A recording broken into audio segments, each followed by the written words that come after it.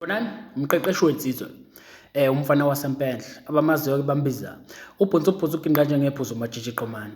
Bafowethu, inhloso yami la ukuthi ngizame ngayo yonke indlela ukuveza ukuthi yabona ukushayela akuyona inkinga njengoba abaningi basuke becabanga. Akuyona inkinga ngaleyo ndlela ukuthi mhlambe sekumele ube namagama amnandi, mhlambe ekumele uwakhreme mangabe ubona intombazane ekumele uwasho kuyona. Cha, akunjalo mfowethu. Intombazane iyafana nami, iyafana nawe, sihluke nje ngezitho zangasese. So-ke hhayi ukuthi wena usuzofika uyikhremile mhlawumbe into ekumele uyisho, ngoba yabona uma ngabe wenze njalo uyofika kuyona uvele uthithize, ukhohlwe yonke nalento obuyikhreme ekhanda. Indaba wenza into engamele uyenze, ukhremile into ethize ofuna ukuyisho kuyona. Akumele wenze njalo. Noma mhlambe ucabanga ukuthi kumele usebenzise izaga noma izisho mhlambe ukuze achazeke. Cha, akukho njalo. Uyaxoxa noma intombazane inormal, yabona, but kumele wazi ukuthi ngeke akuthande wonke. Uma ngabe iphoxa ayikho inkinga, noma uma ngabe ichazeka ku-right, but into ebalulekile ukuthi wena u-understand ukuthi ngeke akuthande wonke, awusiyona imali. So-ke right, uyitshela nini-ke intombazane ukuthi uyayithanda? Umbuzo loyo obaluleke kakhulu ngoba abaningi bethu bayilahle lapho. Uthi umuntu eqala ukuyibona intombazane emgaqweni mhlambe useyajaha uyitshela nje ukuthi uyayithanda, akakayazi ukuthi njani. So-ke uma ngabe wenze njalo ujaha uyitshela intombazane ukuthi uyayithanda, uma ukuthi igcwele intombazane ngawe izokutshela ukuthi ngicela sithi ukwazana kuqala, yabo, sithi ukujwayelana, igcwele ngawe, yabona engagcwele ngawe izokutshela mhlawumbe ukuthi inendoda yayo noma itshele enye into ethize ezokuqeda amandla ngoba wena uyatatazela ujaha ukumtshela ukuthi uyamthanda. Lo muntu akakabi ready emotionally, akakakwazi ukuthi umuntu onjani, akakwazi ukurelate nalutho, wena uzofika umtshela ukuthi uyamthanda. So nawe phela kubalulekile mfowethu ukuthi intombazane uyifunde ukuthi le ntombazane inje, ungazibophezeli. Yabona igama elithi ngiyakuthanda linzima kakhulu, yabo, linzima kakhulu ngoba usuke uzibophezela wena njengensizwa ukuthi lo muntu ngisho athi unjani uzomthanda njalo.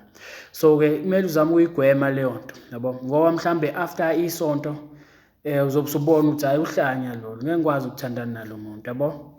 But uma ukuthi uyinsizwa etatazelayo enga-understand abantu besifazane uzomtshela ukuthi uyamthanda, emva kwesonto usuyabona ukuthi uhlanya, usuyamshiya, usuyayiphoqa ingane yabantu. Indaba wena awu-understand ukuthi kumele wenze njani, yabo. So awufuni ukuba kuleso simo usuphoxa intombazane, usuyitshela ukuthi uyayithanda, usuyayibalekela uma ngabe sikuvezele ukuthi umuntu onjani, yabo. So-ke hhayi ukutatazela. So into oyenzayo mfowethu, uthatha inamba, njengoba ngihlezi ngisho, uthatha inamba entombazaneni, then uhlele usuku lokuthi nibonane, yabo.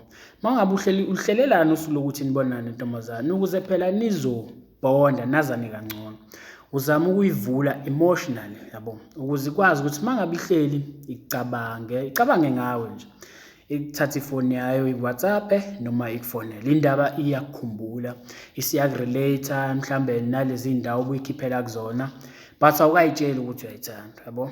Ileyo nto inhloso yokuthi uthathe ifoni, uzama ukuhlela usuku lokuthi nibonane, yabo. Wenze njalo ukuze ezokujwayela ukuthi uthathe ifoni, uthathe inamba yakhe, senitshethe efonini into engayindawo, uzama ukumchaza efonini, but awulihleli usuku lokuthi nibonane, ngoba uma ngabe wenze njalo leyo nto ngeke iye ndawo mfowethu, ngeke iye ndawo ngoba abaningi uyazi bathandana efonini, baqomana efonini, bahlukana efonini. Because omunye uthi eyidlalela ngengxoxo ethize, an-understand-ani efonini, because omunye uthi ebhala imessage ethize mhlawumbe uyadlala bese wena uyifunda uba serious, useyakuziba, sekucasukile, sekuyaxatshana, sekuyahlukwana. Ingakho ngithi kuwena sebenzisa ifoni njengethuluzi lokuthi nibonane, yabo. Uma ibambe lapho mfethu uyosizakala, uyohluka futhi kwezinye insizwa, beyoze bakubuza ukuthi wenza ngani, mhlawumbe kunomuntu othize nosebenzisa, kanti cha, uyawa-understand amantombazane ukuthi anjani, yabo. So hhayi ukuthi uthatha ifoni, uthatha inamba yakhe uyochatha nayo into engayindawo, hlela usuku naye lokuthi nibonane ukuze nizokwazana kangcono. So uma ngithi nazane kangcono ngichaza ukuthi nenza yonke into eyenziwa yithandani, but awukazi umtshela uyamthanda, yabo. awukazi umtshela ukuthi uyamthanda, awukazibophezeli wamtshela wathi uyamthanda. So-ke wenze njalo, nikhiphane endaweni ethize, nenze nikwenzayo okwenziwe ithandani, urepeat mfethu, urinse, ulokhu wenze njalo up until luzofika usuku lakho nezokuhlalisa phansi ekubuze kahle ukuthi kwenzakalani la phakathi kwethu. Yabona uma bese kubuza lokho, yabona intombazane uma bisibuza lokho, ngifuna uyishayela ihlombe mfethu, uzincome, uzitshele ukuthi winsizwe ensizweni, awutatazeli, ujaha ukutshela ingane ukuthi uyayithanda, uyakwazi ukulinda, yabo, because lapho uma ngabe sekuhlalisa phansi sekubuza ukuthi kwenzakalani la phakathi kwethu, ngamanye amazwi usuke sekutshela ukuthi use-ready emotionally ukuthi seningaba exclusive nayo, yabo, seningaba sothandweni, usekubonile ukuthi umuntu onjani, angabambisana nawe, yabo. So-ke uma ngabe wenze njalo mfethu, noma intombazane sikubuza lokho, wozincoma mfethu, uzitshela ukuthi uyinsizwa ensizweni, awutatazeli, awujahi ingane kuyitshela ukuthi uyayithanda, ngoba usuyazi ukuthi imilenze ayivulwa ukuthi umuntu uqala umtshela ukuthi uyamthanda bese ayakuvulela imilenze. Cha, imilenze iyavuleka, ungakazi umtshela ukuthi uyamthanda, ivuleke futhi ivuleka kahle ngoba akekho umuntu ozolimala mhlawumbe ukuthi izinto seziyabheda phakathi kwenu, awuzange utatazele umtshela ukuthi uyamthanda. So-ke uma ngabe sekuvulela-ke sekutshela ukuthi kwenzakalani la phakathi kwethu, usuke sekuvulela amasango lapho, usuke sekutshela ukuthi sengi-ready ukuthi mina nawe sesingathandana. Yilapho-ke wena njengensizwa uzobe usubeka-ke udaba lakho, usumtshela ukuthi yazi ngikubona njengentombazane ehlakaniphile, ngikubona njengentombazane ehlakaniphile, awugcini nje ebuhleni kuphela but uhlakaniphile, and ngiyacabanga ukuthi mina nawe khona la singaya khona empilweni, yabo.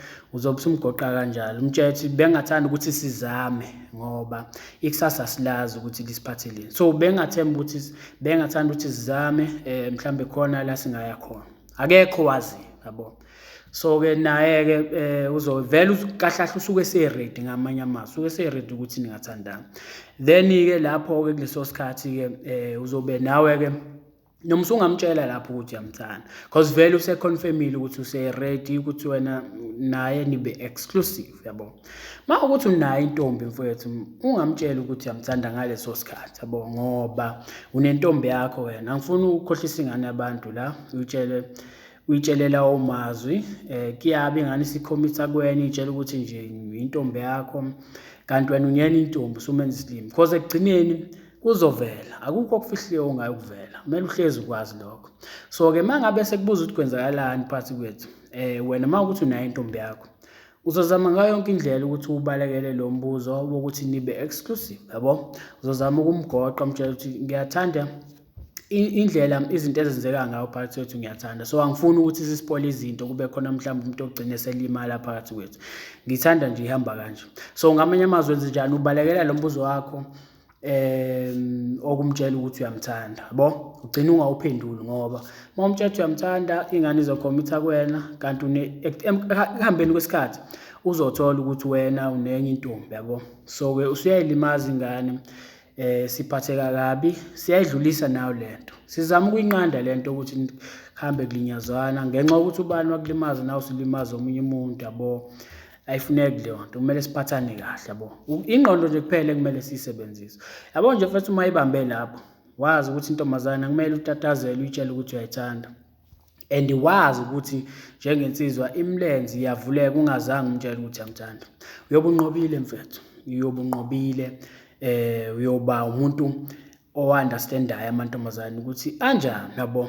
Noma ungeke phela u-understande completely, but une-clue yokuthi amantombazane asebenza, acabanga kanjani, asebenza kanjani.